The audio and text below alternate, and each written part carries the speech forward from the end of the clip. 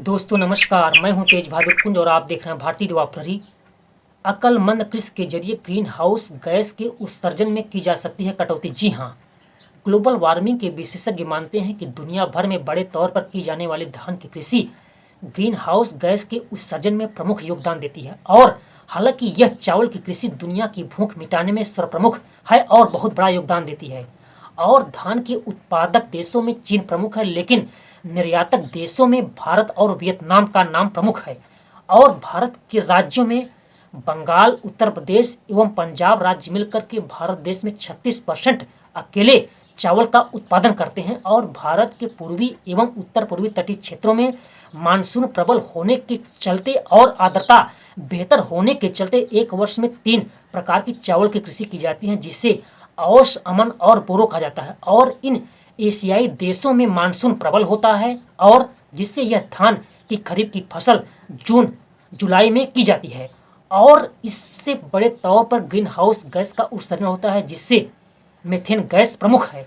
उन्होंने एशियाई बैंक ने बताया है कि पूरे वैश्विक में धान कृषि से 12% इस मीथेन गैस का उत्सर्जन हो रहा है। और उन्होंने बताया है कि जब किसान लोग धान के खेत को पानी से लबालब भर देते हैं और रासायनिक उर्वरक का यूज कर देते हैं तो इससे मीथेन गैस का उत्सर्जन होता है, तथा चावल प्राप्ति के बाद भूसे एवं पराली को जलाने के बाद मीथेन गैस के साथ साथ अन्य जहरीली गैसें भी उत्पन्न होती हैं, जो पर्यावरण के लिए नुकसानदायक के साथ साथ किसान के लिए भी नुकसानदायक होती हैं। और वर्ल्ड वाइल्ड फंड के मुताबिक पूरे वैश्विक जगत में इस धान कृषि से 8% इस ग्रीन हाउस गैसों में मीथेन गैस का योगदान होता है। उन्होंने यह भी बताया है कि अगर हम वैश्विक तौर पर ग्रीन हाउस में देखें तो इस मीथेन गैस का योगदान 1.5% है, 1.5% है।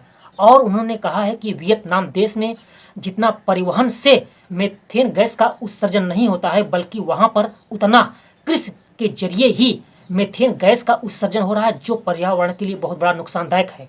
उन्होंने बताया है कि जब किसान लोग इस धान के खेत को पानी से लबालब भर देते हैं और रासायनिक उर्वरक का उपयोग कर देते हैं, इससे उत्सर्जन के साथ साथ बड़े तौर पर नुकसान तो होता ही है, लेकिन जब पानी का भराव हो जाता है तो उस खेत की मिट्टी में ऑक्सीजन की मात्रा कम हो जाती है, जिससे वहाँ पर मीथेन गैस को उत्सर्जन करने वाले बैक्टीरिया सक्रिय हो जाते हैं और उत्सर्जन बड़े तौर पर करने लगते हैं।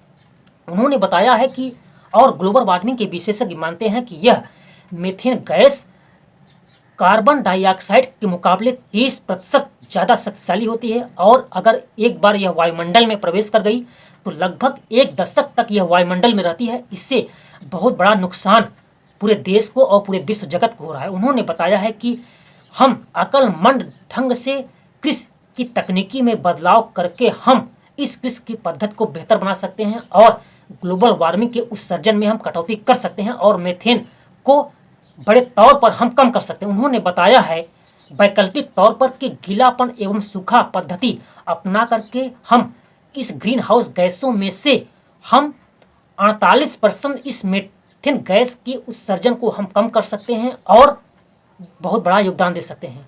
उन्होंने बताया है कि जिस खेत को आप पानी से लबालब भर देते हैं उसमें से जल निकास की व्यवस्था होनी चाहिए और जब जल की आवश्यकता हो तो उसमें जल भराव किया जाए, ताकि उसमें गीलापन एवं सूखापन की पद्धति बनी रही। और यह पद्धति वियतनाम, कोलंबिया एवं बांग्लादेश जैसे देशों में अपनाया जा रहा है, जिससे बड़े तौर पर किसानों को और पर्यावरण को लाभ हो रहा है।